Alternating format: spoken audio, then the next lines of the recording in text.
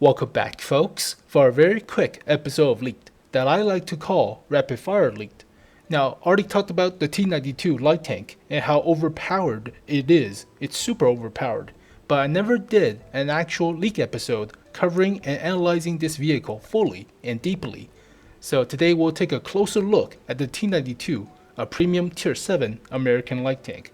So this vehicle, alongside with the T71 CMCD, are both likely going to be the Grand Finals promotional light tank for the Wargaming League's competitive esport arena, whatever you call it.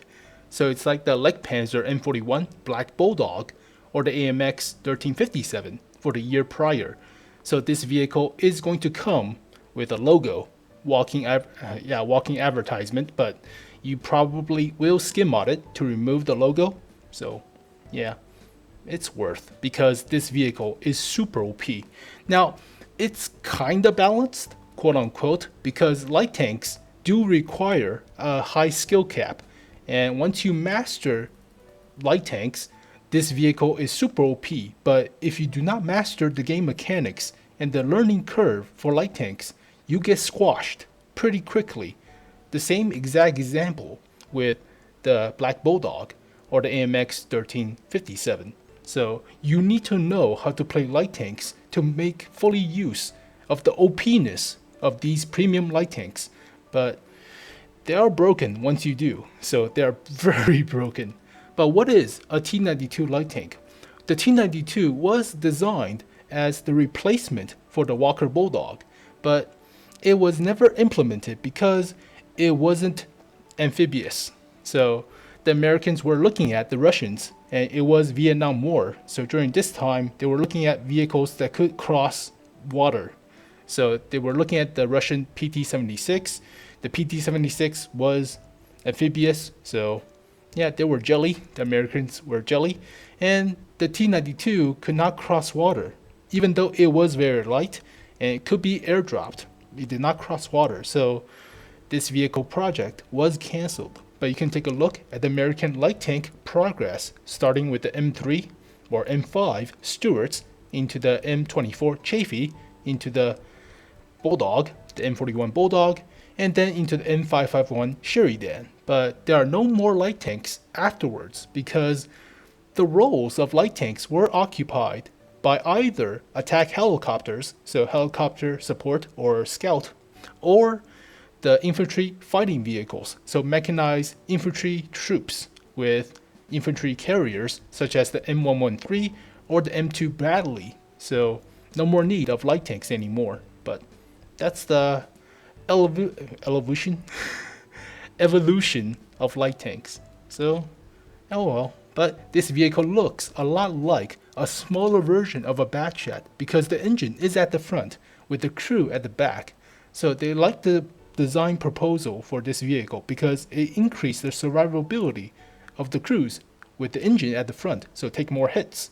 But they never implement the T92, but the design was focused on and implemented on the Merkavas. The Merkava has the engine at the front with a crew compartment in the back with escape hatch at the back as well. So small design details.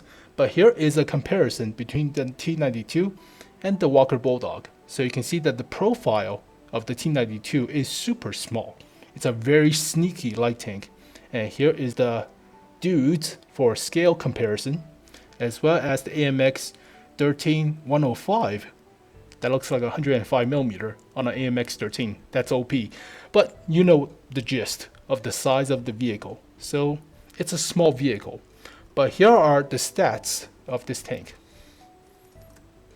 So as you can see, there's no armor whatsoever. So 19 at the front. Yeah, you're not bouncing any shots. Actually 13. This is 19. So it's well sloped, but it will be overmatched by 40mm guns. So just don't think about it. Side armor is 25, whatever. Rear armor is 19. So it has a low profile turret. So this is a very unconventional turret, because usually it's super large with the crew inside, but this is split. So there's no middle ground for the inside of the turret. So this is air right here. There's a commander and a loader, but one of them has a 30 cal and the other one has a 50 cal. The cupola are 29 millimeter, so somewhere more protection, quote unquote, for the troops or the crew from small arms fire, but this vehicle has no armor, none whatsoever. But let's take a look at the stats. So penetration is very high for tier 7 lights. Now this is bugged. This is actually one of the best DPMs of tier 7 lights because 2200, that's close to the Comet, and this thing reloads at 4 seconds. So if you put a gun rammer for this vehicle with something like Vince, ooh, you can reach up to 2500 DPM. It reloads every 3.5 seconds. So it's like an E25, close. So penetration is great, alpha is alright, but this could reach almost 3 seconds of reload if you put food and brothers in arms. So that's that's insane, E25 levels. And yeah, it's a very good gun. Has 60 rounds, so unless you spam a lot of shots, you should be fine from the tiers, but it's alright. Accuracy is below average, slightly, but dispersion is pretty good, so you can shoot and fire and move. Shoot and fire. You can move and fire at the same time, and it will likely hit. Has 10 degrees of gun depression. There is a clef on the gun depression side, so it's kind of weird for this bulge right here, but still 10 degrees of gun depression is very good. 20 elevation. Traverse is insane. 52.1 for the turret and 70 for the hull. This thing turns on a dime. Horsepower per ton ratio is somewhat below average, but 20 is still pretty good for a light tank standard. So it's alright, bottom end, but still fair. It's not like 18 that's on the AMX 13s, so it's still good. Now, top speed is somewhat below average, but 60 kilometers per hour is still pretty fast. Reverse is 25, so this thing reverse out of the way pretty fast as well. Terrain resistance is off the charts, amazing. 0.288 for hard, 0.384 for medium, and 1.055 for soft. That's crazy good. Combine this with the horsepower per ton ratio and the hull traverse, this thing shifts. Doesn't matter if it's in a swamp or in a muddy ground, it turns on a dime insanely fast. Health is slightly below average, so that kind of sucks, whatever. But view range is high. Light tank, 400 meters of view range. Radio is standard, 700 plus. So camouflage rating is crazy. Now, this thing does not have a logo on it, so it does not have the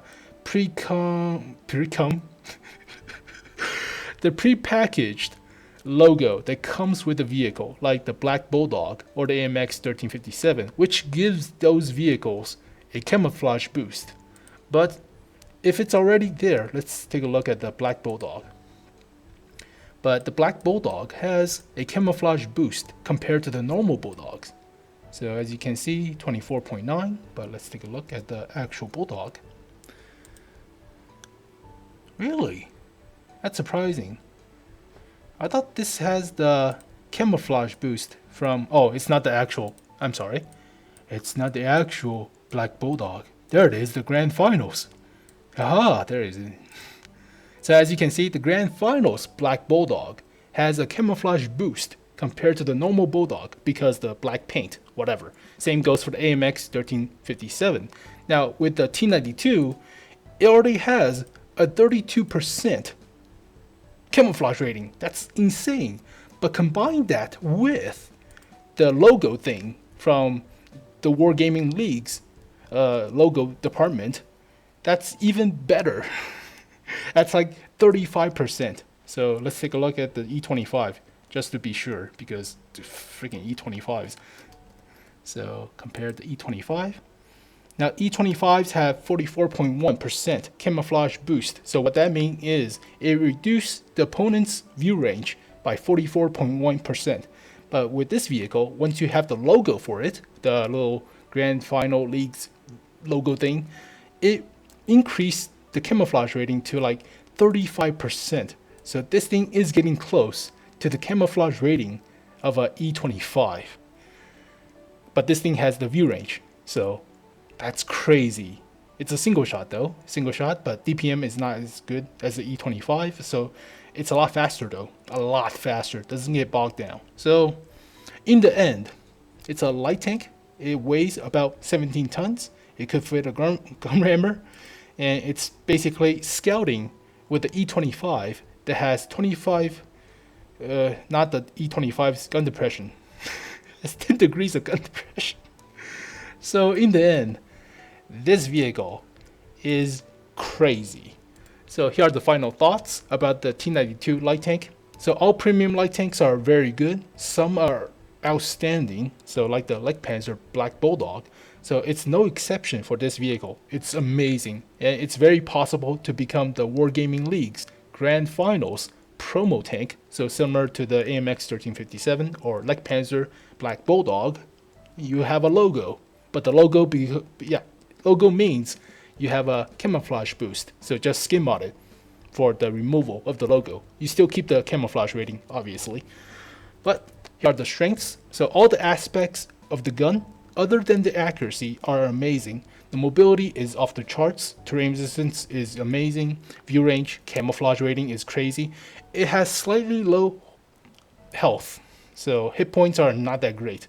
And the accuracy could be better, and the armor is crap, but it's a light tank, so whatever. But it has one of the best DPMs of tier 7 lights. Terrain resistance is off the charts, camouflage rating, view range, all amazing.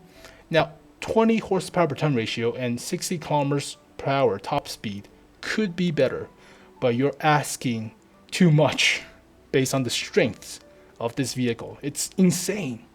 So is it worth it? It's pay to win. So once you have the light tank skills, once you mastered the learning curve, this is even better than T71 CMCD. If Leg Panzer M41 Black Bulldog was a 9 out of 10, this tank is a 12. That's how OP it is. So it's insane. It is highly uncharacteristic of premium tanks. Premium tanks are supposedly somewhat mediocre compared to the average normal tanks, so they are better than the stock versions, but not as good as the fully upgraded versions. This vehicle is just insane. Blows every light tank at tier 7 out of the water, maybe even tier 8. So that's how crazy it is. But there you go, folks. The rapid fire leak episode talking about the T92 Light Tank. So thank you guys for watching this video. Hope you guys enjoy it, and I'll see you guys next time. Peace.